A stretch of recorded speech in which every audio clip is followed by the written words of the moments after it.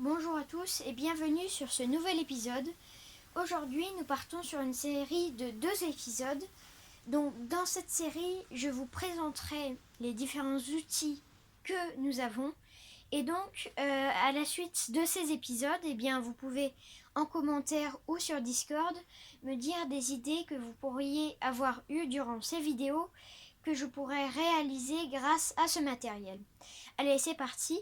Donc, on va commencer par le fer à souder que vous avez devant vous. Donc, j'utilise ce fer à souder qui est fait à base d'une alimentation d'ordinateur. Donc,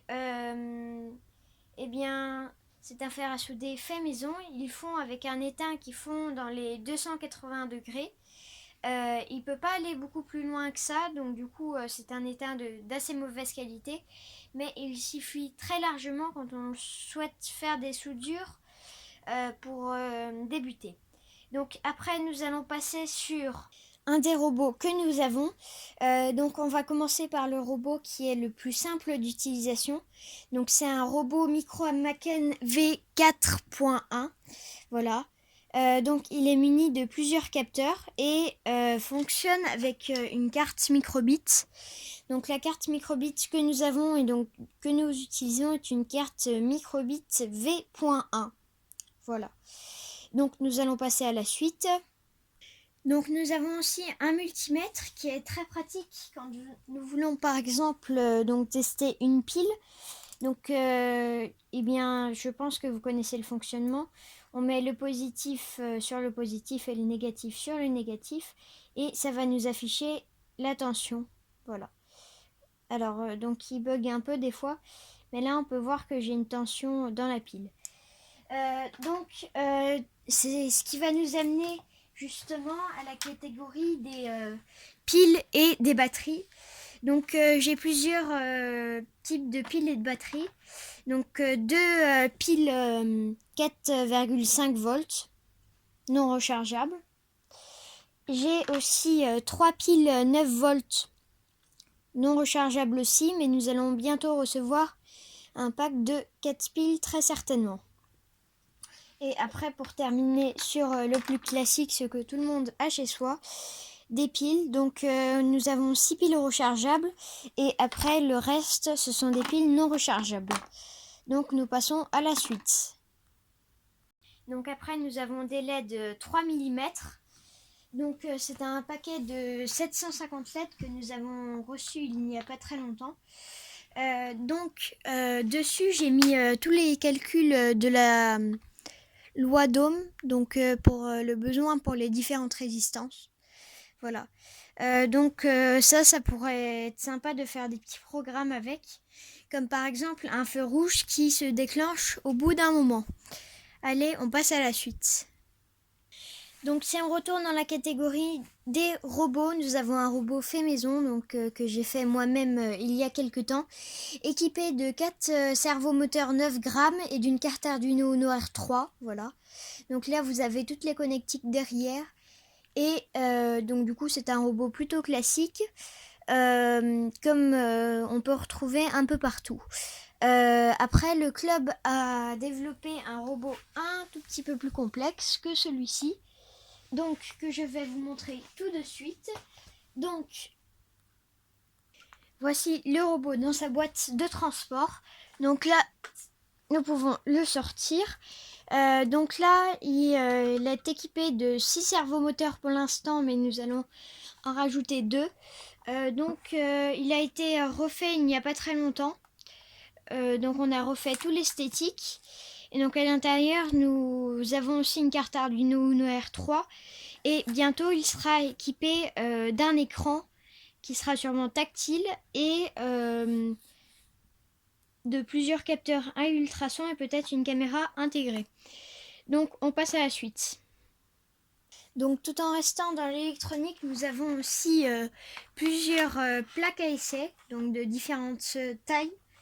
Donc, il y en a 4 en tout, des petites. Et nous avons aussi une grande. Donc 4 petites et une grande, voilà comme vous pouvez le voir. Hop. Donc après vous avez un kit de démarrage d'électronique. Donc je ne vais pas trop m'attarder dessus. Il y a vraiment tous les composants de base d'électronique. Si vous souhaitez, je peux vous mettre le lien Amazon dans la description. Et donc du coup, j'ai moi-même ce kit depuis quelques temps. Et donc je suis très satisfait de sa qualité. Et les différents composants sont vraiment très bien. Je m'en sers très régulièrement pour mes différents projets.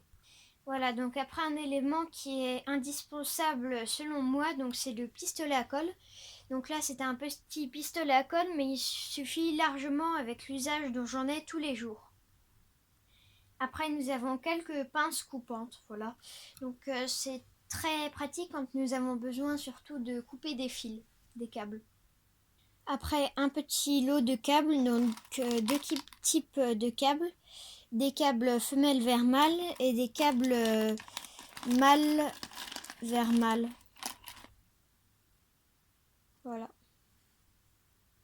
Voilà, donc après ça c'est un peu la boîte où il y a plein de choses.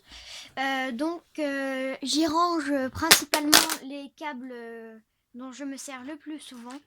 Donc là on peut voir une alimentation qui peut servir pour les cartes Arduino, donc c'est une 12 volts. On peut aussi voir des câbles qui permettent de mettre le code sur des cartes Arduino. Il y a aussi des LED que j'ai pré-soudées. Voilà, il y a une résistance dessus et elles sont pré-soudées, ça me permet de faire des essais très rapidement.